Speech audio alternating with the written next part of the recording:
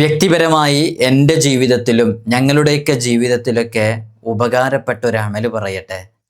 പരിശുദ്ധമായ മുഹറം മാസം നമ്മിലേക്ക് വരികയാണ്. ഈ മുഹറം മാസത്തിൻ്റെ ആദ്യത്തെ ദിവസം, വർഷാരംഭത്തിലെ ഫസ്റ്റ് ദിവസത്തിൽ ബിസ്മില്ലാഹിർ റഹ്മാനിർ റഹീം എന്നുള്ളത് ഈ പ്രത്യേക രൂപത്തിൽ 113 തവണ അതൊരു പേപ്പറിൽ എഴുതി സൂക്ഷിച്ചു വെച്ചുണ്ടായ ഒരുപാട് ഹൈറുകളുണ്ട്. ഞാനിപ്പോൾ ഈ വീഡിയോ ചെയ്യുന്നതിൻ്റെ മുമ്പ് വീടരോട് ഇതുമായി ബന്ധപ്പെട്ട് ചോദിക്കുകയും കഴിഞ്ഞ വർഷം നമ്മൾ ഇത് മുഹറത്തിൻ്റെ ആദ്യ ദിവസം എഴുതിയല്ലോ, അങ്ങനെ എഴുതിയിട്ട് ഇതാ ഈ വർഷം അവസാനിച്ച് അടുത്ത വർഷത്തേക്ക് വരാനിരിക്കുന്നു, നമുക്ക് ലഭിച്ച ഹൈറുകളെക്കുറിച്ചൊക്കെ ആലോചിച്ച് അൽഹംദുലില്ല പറഞ്ഞതിന് ശേഷമാണ്, ഞാൻ സംസാരിച്ചു വന്നതിന് ശേഷവും കൂടെയാണ് ഇന്നിപ്പോൾ ഈ വീഡിയോയിൽ ഞാൻ ഈ വിഷയം നിങ്ങളോട് പറയുന്നത്.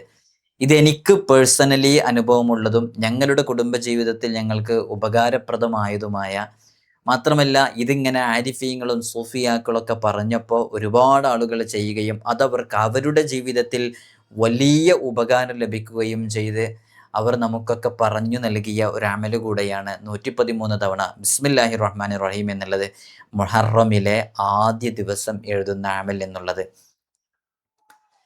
കഴിഞ്ഞ വർഷം നമ്മളിത് വീഡിയോ ചെയ്തപ്പോൾ ആ വീഡിയോ നിങ്ങൾക്കിതിൽ സെർച്ച് ചെയ്താൽ കാണാൻ സാധിക്കും. ഏകദേശം നമ്മളത് കൃത്യമായി വിശദീകരിക്കുന്നുണ്ട്.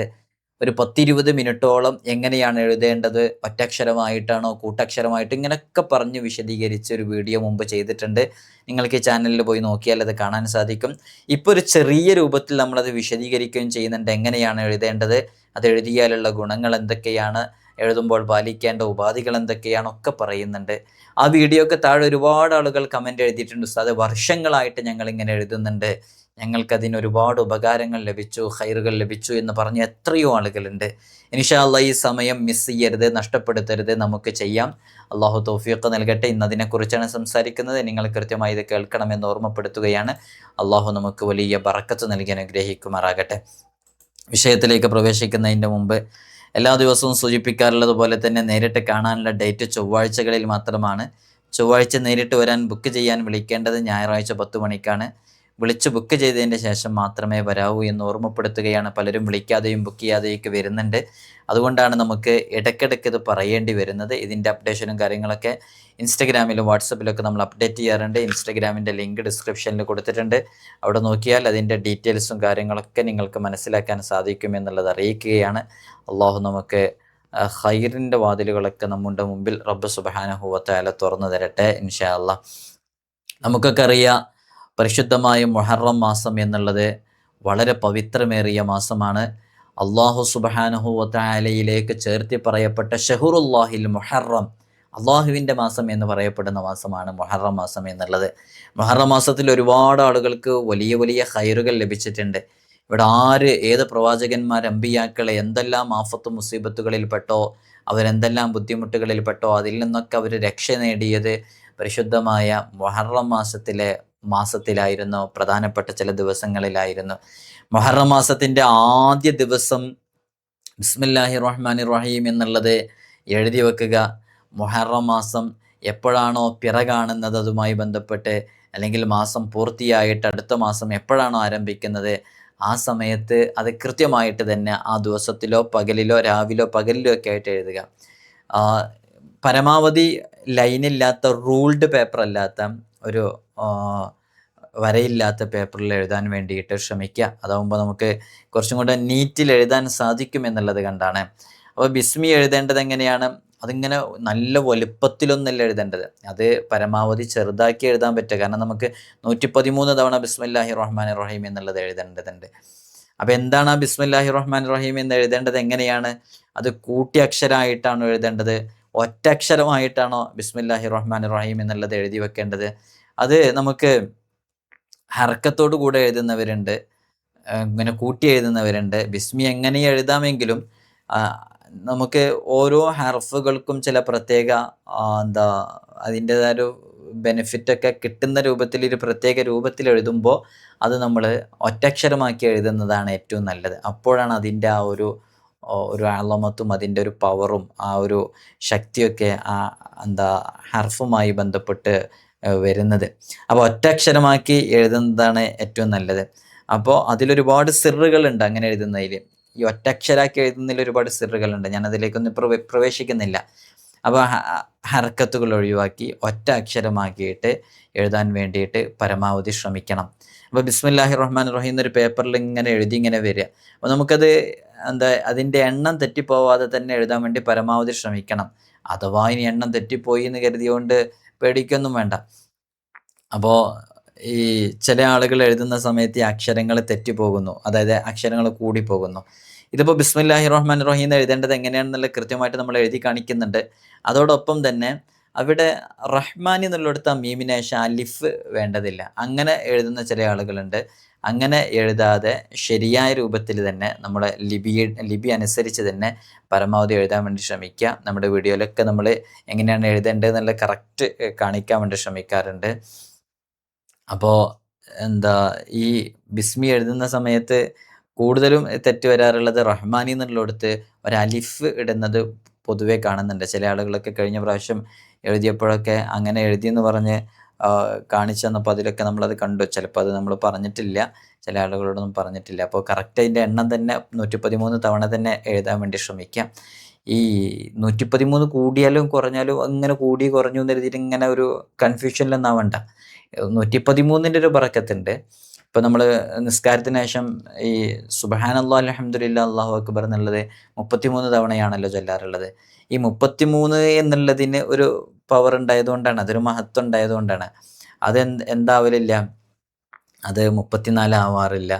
ഇങ്ങനെ 33 പിന്നെ ലാ ഇലാഹ ഇല്ലല്ലാഹു വഹ്ദഹു ലാ ശരീക ലഹു ദിക്ർ അങ്ങനെ ഒരു 100 ആക്കുന്നു. അങ്ങനെയുള്ള ഒരു ഹദീസുകളിലും വാരിദായി വന്ന ഏതെങ്കിലും ഇതിലൊക്കെ ദുആകളിലൊക്കെ ഉള്ള അത് അതുപോലെ തന്നെ നമ്മൾ ചെയ്യണം എന്നുള്ളതാണ്.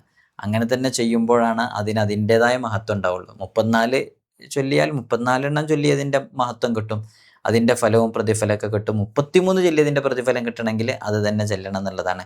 പിന്നെ ഈ വളരെ നല്ല ആത്മാർത്ഥതയോടുകൂടെ വിശ്വാസത്തോടു കൂടെ തന്നെ പരമാവധി ചെയ്യാൻ വേണ്ടി ശ്രമിക്കണം. ഇനിയിപ്പോൾ എല്ലാവർക്കും കൂടെ വീട്ടിൽ നിന്ന് ചെയ്യാൻ സാധിക്കുന്നില്ല എന്നുണ്ടെങ്കിൽ കാര്യപ്പെട്ട ആരെങ്കിലും ഒരാൾ ചെയ്തിട്ട് അതിൻ്റെ ആ ഗുണവും ഇതൊക്കെ എല്ലാവർക്കും കൂടെ ലഭിക്കണം എന്ന നീയത്തോടു കൂടെ എഴുതുക എന്നുള്ളതാണ്. ഇത് എഴുതുമ്പോൾ നമ്മൾ പ്രധാനമായിട്ട് ചെയ്യാൻ പറ്റുമെങ്കിൽ ഇങ്ങനെയൊക്കെ ചെയ്യാം. വുളു ചെയ്യുക, 2 റക്അത്ത് സുന്നത്ത് നിസ്കരിക്കുക, ഖിബ്ലക്ക് മുന്നിട്ട് എഴുതുക, അമ്പിയാക്കളുടെയും ഔലിയാക്കളുടെയും സ്വാലിഹീങ്ങളുടെയും മൺമറഞ്ഞുപോയ മഹാന്മാരുടെയൊക്കെ പേരിൽ ഒരു ഫാത്തിഹ ഓതിയിട്ടൊക്കെ തുടങ്ങുക. അങ്ങനെ നല്ല ബറക്കത്തോടു കൂടി എല്ലാ കാര്യങ്ങളും ചെയ്തു തുടങ്ങിയാൽ കൂടുതൽ ഫലം അതിന് ലഭിക്കും എന്നുള്ളതാണ്. അപ്പോൾ നല്ല വിശ്വാസത്തോടു കൂടെ തന്നെ ചെയ്യുക എന്നുള്ളതാണ്. പിന്നെ എഴുതി കഴിഞ്ഞതിന് ശേഷം അതൊരു ചൊല്ലിയാലും കൂടുതൽ ഫലം ലഭിക്കും, നല്ല ഫലം കിട്ടാൻ അത് കാരണമാകും. അതേപോലെ തന്നെ ഫത്തുഹും കസ്റും ഇടണ്ടെന്നുള്ളത് നമ്മൾ പറഞ്ഞു. ബിസ്മില്ലാഹിർ റഹ്മാനിർ റഹീം എന്നുള്ളത് ആണ് എഴുതേണ്ടത്. ബാ, സീന്, മീമ്, പിന്നെ അലിഫ്, ലാമ്, ഹ എന്നുള്ളത്, പിന്നെ അലിഫ്, ലാമ്, റാ, ഹ, മീമ്, നൂന്, അലിഫ്, ലാമ്, റാ, ഹ, യാ, മീമ്. അപ്പോൾ അത് പുള്ളിയിടാതെ ഹർക്കത്തിടാതെയാണ് എഴുതേണ്ടത്. മുഹറം 1 രാവിലോ പകലിലോ ഒരു പേപ്പറിൽ അറബിയിൽ ബിസ്മി മുഴുവനും എഴുതുക. അത് പിന്നീട് സൂക്ഷിച്ചു വെക്കുക. ഒറ്റ ഹർഫുകളായിട്ട് എഴുതുക. ഫത്തുഹും കസ്റൊന്നും ഇടേണ്ടതില്ല. അതേപോലെ തന്നെ നമ്മളിങ്ങനെ ചില ആളുകളൊക്കെ നന്നായിട്ട് വലുതാക്കി എഴുതും. അപ്പോൾ 2ഉം 3ഉം പേപ്പറിൽ എഴുതേണ്ടി വരും. ഒരൊറ്റ വട്ടം എഴുതിയിട്ടത് പിന്നെ അത് ഫോട്ടോ എടുത്ത് അങ്ങനെ എഴുതിയാലും പോരാ. നമ്മുടെ കൈകളെ കൊണ്ട് തന്നെ പൂർണ്ണമായിട്ട് ഇത് എഴുതാൻ വേണ്ടി ശ്രമിക്കുക. വർഷത്തിൻ്റെ ആരംഭത്തിൽ ഇത് എഴുതിയിട്ട് ഇത് കയ്യിൽ സൂക്ഷിക്കുകയോ അല്ലെങ്കിൽ നമ്മുടെ ബെഡ്റൂമിൽ വെക്കുകയോ നമ്മുടെ പേഴ്സിൽ സൂക്ഷിക്കുകയോ ഒക്കെ ചെയ്താൽ നമുക്ക് പിന്നെ ആ വർഷം എവിടെയും പരാജയപ്പെടേണ്ടി വരില്ല. അപകടങ്ങൾ, ആഫത്തുകൾ, മുസീബത്തുകൾ അങ്ങനെയുള്ള എല്ലാ ബുദ്ധിമുട്ടുകളിൽ നിന്നും നമുക്ക് വലിയ കാവൽ ലഭിക്കും. ധാരാളം ആരിഫീങ്ങളും ഔലിയാക്കളും പറഞ്ഞിട്ടുള്ള ഒരു വിഷയം കൂടിയാണിത്. ഇതെഴുതുമ്പോൾ നമ്മൾ വുളുവോട് കൂടെ തന്നെ നേരത്തെ പറഞ്ഞ പോലെ വൃത്തിയുള്ള സ്ഥലത്ത് വെച്ച് എഴുതാൻ വേണ്ടി ശ്രമിക്കാം. അള്ളാഹുവിൻ്റെ പ്രീതി നല്ലോണം മനസ്സിൽ കരുതുക. അതേപോലെ തന്നെ നോമ്പുകാരായിട്ട് ചെയ്യുകയാണെങ്കിൽ കുറച്ചും കൂടെ നല്ലതാണ്. ബ്ലാക്ക് ഇങ്ക് ഉപയോഗിച്ച്, കറുത്ത മഷി ഉപയോഗിച്ച് എഴുതലാണ് ഏറ്റവും നല്ലത്. ഇനി അങ്ങനെ പറ്റുന്നില്ല എന്നുണ്ടെങ്കിൽ ഉള്ള മഷി കൊണ്ട് എഴുതുക. ഇൻഷാ അള്ളാഹ് മാസപ്പിറവി ദൃശ്യമായത് മുതൽ എഴുതാൻ വേണ്ടി കരുതുന്ന ഒരുപാട് ആളുകളുണ്ട്. നിങ്ങളിൽ ആരെങ്കിലുമൊക്കെ ഇത് കഴിഞ്ഞ വർഷം എഴുതിയവരൊക്കെ ഉണ്ടെന്നുണ്ടെങ്കിൽ ഒന്ന് അറിയിക്കണം എന്ന് ഓർമ്മപ്പെടുത്തണം. നമ്മൾ വീഡിയോ തന്നെ കണ്ടിട്ട് എഴുതിയ ഒരുപാട് ആളുകൾ നമുക്ക് ഫോട്ടോ ഒക്കെ അയച്ചു തന്നിരുന്നു. ഇൻഷാ അള്ളാഹു നമുക്ക് നല്ല ബറക്കത്തും ഖൈറും ഒക്കെ നൽകട്ടെ. ഇൻഷാ അള്ളാഹ് അതിങ്ങനെ ഫലം കിട്ടുമോ കിട്ടൂല എന്നുള്ള പ്രതീക്ഷയില്ലാതൊന്നും എഴുതരുത്. നല്ല വൃത്തിയിൽ തന്നെ എഴുതണം. ഇൻഷാ അള്ളാഹ് ഇതിൻ്റെ ഒരു ഡീറ്റെയിൽഡ് വീഡിയോ നമ്മൾ അടുത്ത ദിവസങ്ങളിലായിട്ട് ചെയ്യുന്നുണ്ട്. നിങ്ങൾക്ക് അതിലൂടെ കാര്യങ്ങളൊക്കെ മനസ്സിലാക്കാനും സാധിക്കും. ഇപ്പോൾ എനിക്ക് എഴുതി കാണിക്കാൻ ഇവിടെ പറ്റിയിട്ടില്ല, എഡിറ്റ് ചെയ്യാനുള്ള ടൈം കിട്ടിയിട്ടില്ല. അപ്പോൾ ഞാനത് എഡിറ്റ് ചെയ്തിട്ട് കൃത്യമായിട്ട് എഴുതേണ്ട രൂപങ്ങളൊക്കെ പറഞ്ഞു തരുന്നുണ്ട്.